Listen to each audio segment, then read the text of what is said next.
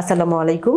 আমি doctor Sharmin Akter, medical officer, মেভিটিক foundation. আজকে আমি যে বিষয়টা নিয়ে কথা বলবো খুব গুরুত্বপূর্ণ একটি বিষয় মেয়েদের জন্য, এবং মেয়েরা সবসময় এই সমস্যাটার সম্মুখীন হয়ে থাকে। সেটা হচ্ছে ডিসমেনোরিয়া, অর্থাৎ পিরিয়ডে তলপেটে যে ব্যথা। মাসিকের সময় এমন ব্যথা, যে ব্যথা আপনার দৈনন্দিন কাজে ব্যাঘাত ঘটায় এবং দৈনন্দিন যে আমাদের কর্মকাণ্ড সেটা করতে বাধা দেয়, স্বাভাবিক যে কাজকর্ম সেটা করতে বাধা দেয়। সেটাকেই আমরা কিন্তু মেডিকেলের ভাষায় ডিসমেনোরিয়া বলে থাকি।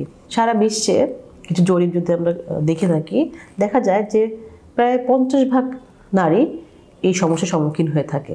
এবং স্ত্রী বিশেষজ্ঞদের মতে মেয়েদের যে ধরনের সমস্যাগুলো খুব কমন বা খুব বেশি হয়ে থাকে, তার মধ্যে এই মাসিকের সময় ব্যথা বা তলপেটে যে ব্যথা, এটি সবচেয়ে কমন। গ্রিক শব্দ ডিজ মানে হচ্ছে কষ্টকর, মেন অর্থ মাসিক, এবং রিয়া অর্থ প্রবাহ, অর্থাৎ মাসিকের যে কষ্টকর প্রবাহ, এটাকেই আমরা ডিসমেনোরিয়া বলছি।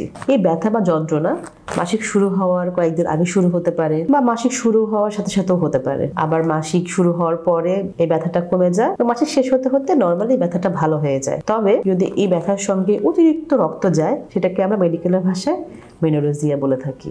ডিসমেনোরিয়া সাধারণত দুই ধরনের, একটি হচ্ছে প্রাইমারি ডিসমেনোরিয়া আর একটা হচ্ছে সেকেন্ডারি ডিসমেনোরিয়া।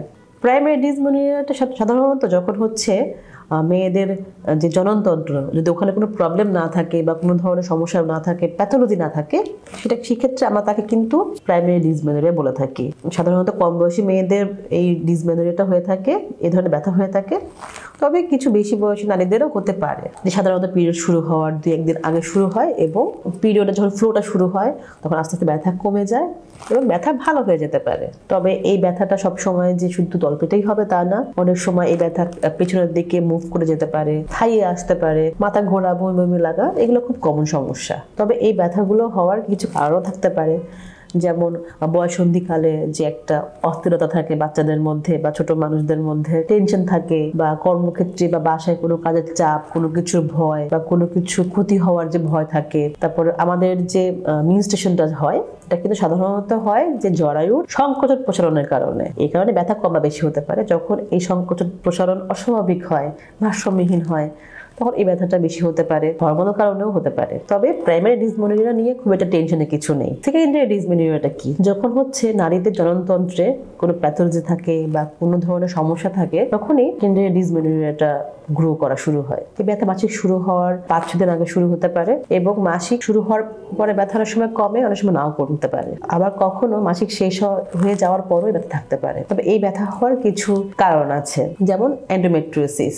এন্ডোমেট্রিওসিস হচ্ছে যে এন্ডোমেট্রিয়ামের লেয়ারের কোষগুলো এন্ডোমেট্রিয়াম ছাড়াও নানান জায়গায় পাওয়া যেতে পারে, এর আশেপাশে পেলভিক এরিয়াগুলোতে পাওয়া যেতে পারে। তখন এই কোষগুলোর কারণে ব্যথা হতে পারে, অনেক বেশি ব্যথা হয়, ব্লিডিং হয়। তারপরে হচ্ছে পেলভিক ইনফ্লামেটরি ডিজিজ, অর্থাৎ পিআইডি কারণে হতে পারে, ইউটিআই কারণে হতে পারে। অনেক সময় যদি আমার ইউটেরাসে কোনো ধরনের সমস্যা, যেমন ফাইব্রয়েড ইউটেরাস, এই ধরনের সমস্যা থেকে থাকে, সিস্ট থেকে থাকে, পিসিওস থাকে, এসব ক্ষেত্রেও কিন্তু অনেক ব্যথা হতে পারে। তবে সবসময় সবার সমস্যার কারণ কিন্তু একরকম নয়। এই কারণে সবার সমস্যার কারণ যেহেতু একরকম নয়, তাই কিন্তু চিকিৎসাটাও একরকম হবে না। প্রাইমারি ডিসমেনোরিয়া সাধারণত কম বয়সী মেয়েদের হয়ে থাকে, এবং দেখা যায় যে তাদের পিরিয়ড শুরু হওয়ার আগেই শুরু হয় এবং পিরিয়ড শেষ হওয়ার সঙ্গে সঙ্গে ভালো হয়ে যায়। অনেক সময় বয়স বাড়ার সঙ্গে সঙ্গে, বাচ্চা হওয়ার পরে এই প্রবলেমগুলো আস্তে আস্তে কমে যায়। কিন্তু সেকেন্ডারি ডিসমেনোরিয়া কিন্তু এমন নয়।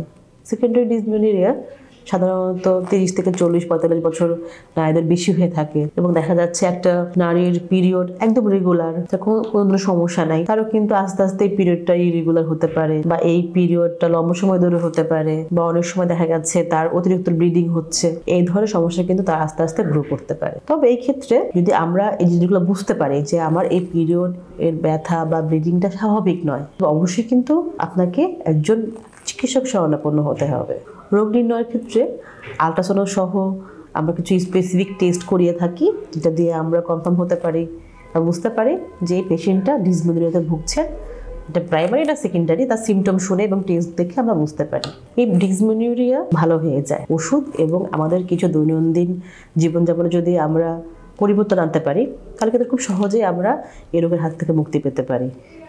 যেমন রেগুলার এক্সারসাইজ করা, তারপরে নিজের শরীরের যত্ন নেওয়া, যেমন ওজনটাকে কন্ট্রোল করা। তারপরে যদি খুব ব্যথা হয় সেক্ষেত্রে গরম পানি খাওয়া বা গরম খাবার খাওয়া বা আপনার হচ্ছে মাসাজ করে দেওয়া বা গরম পানি দিয়ে ছেঁক দেওয়া, অ্যালকোহলযুক্ত খাবার অ্যাভয়েড করা, তেল চর্বিযুক্ত খাবার অ্যাভয়েড করা, ভিটামিন বি কমপ্লেক্স বা ওমেগা 3 এই ধরনের খাবার খাওয়া, এবং এর সাথে যদি উপযুক্ত মেডিসিন আপনি গ্রহণ করতে পারেন তাহলে কিন্তু এই সমস্যা থেকে আপনি মুক্তি পেতে পারেন। আমাদের যেহেতু নারীদের প্রতি মাসে একবার করে পিরিয়ড হয় এবং কম বেশ ম্যাক্সিমাম মেয়েরই কিন্তু এই ব্যথাটা হয়ে থাকে, কারো কম কারো বেশি। কেউ হয়তো সহ্য করতে পারেন, কেউ সহ্য করতে পারেন না। তবে যদি আপনার কাছে মনে হয় আপনার এই ব্যথাটি স্বাভাবিক নয়, তাহলে অবশ্যই এটা ডাক্তারের কাছে যাবেন এবং উপযুক্ত চিকিৎসা গ্রহণ করবেন। ধন্যবাদ।